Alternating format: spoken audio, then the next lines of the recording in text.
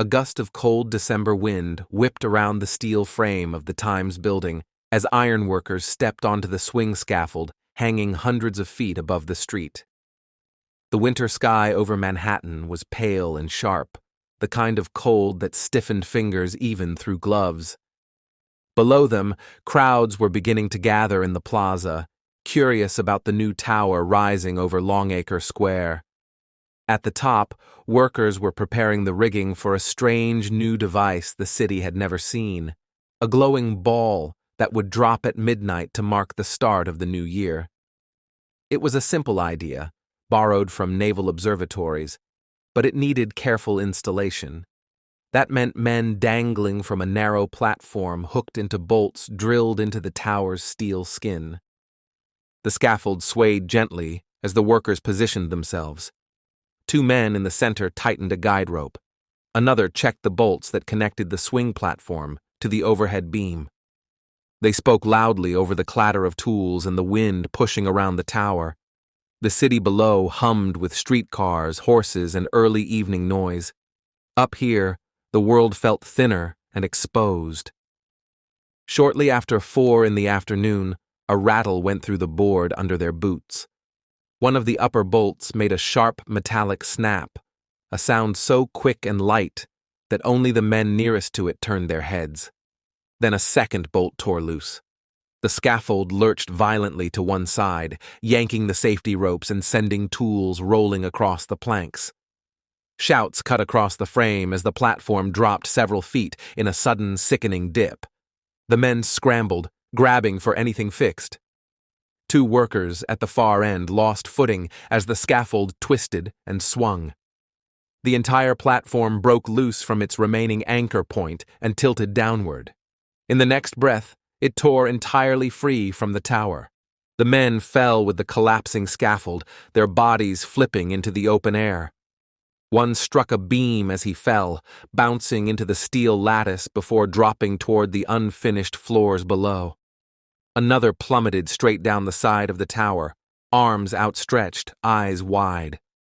The plank sections of the scaffold broke apart mid-air, scattering fragments over the street.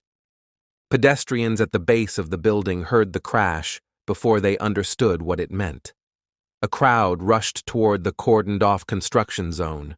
Workers on the lower floors scrambled down ladders, yelling for help, their voices echoing through the steel frame. 2 men were found dead within minutes. One lay on the icy pavement, his fall uninterrupted. The other had slammed into the 7th-floor decking, his body broken on impact. Several more were injured, some hit by falling debris, others thrown against beams when the platform swung loose. In a city accustomed to dangerous jobs and fast-paced building, the violence of the collapse still stopped people cold. Newspapers would call it one of the most terrifying scaffold failures New York had seen. Work on the tower halted instantly. Supervisors ordered the area sealed. Police officers arrived to keep back the growing crowd while stretcher bearers carried away the injured. Construction foremen were questioned on the spot about the rigging, the bolts, and the cables that held the swinging platform. They insisted everything had been inspected earlier in the day. At the turn of the 20th century, scaffolds were notorious killers. New York's skyline was rising fast, taller, heavier, more complicated than before. Safety regulations existed mostly on paper. Inspectors were few. Contractors ran on tight schedules and tighter budgets.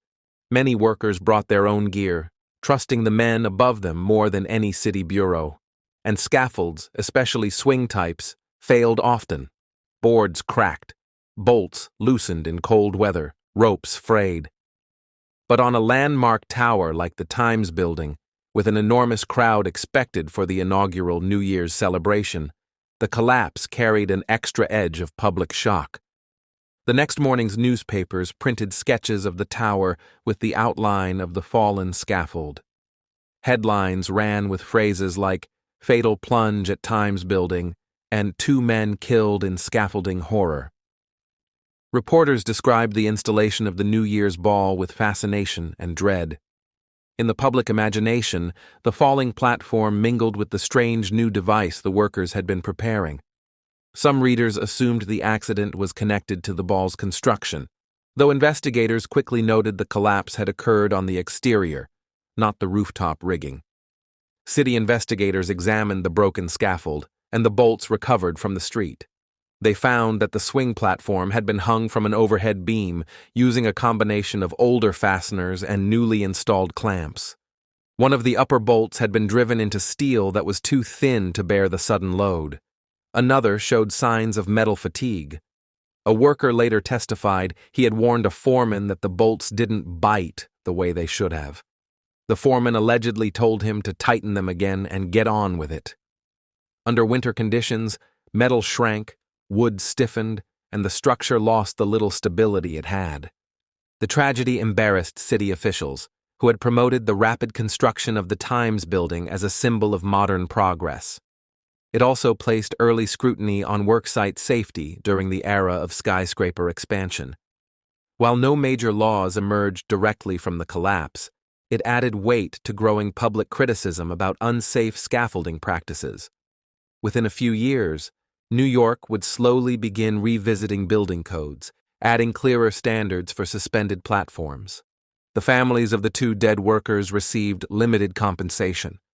One widow, barely able to speak during the inquest, told reporters her husband had said the job was dangerous but paid better than most. Another worker who survived with a fractured hip said he had long feared the scaffold, especially in high winds. He said the accident felt inevitable, like waiting for the rope to finally give. Despite the tragedy, construction resumed quickly. Deadlines were tight. The New Year's Eve celebration had already been announced, and the owners wanted the glowing ball ready for its debut. On December 31st, 1904, tens of thousands of people crowded the square as the first New Year's ball descended the mast of the nearly finished Times building.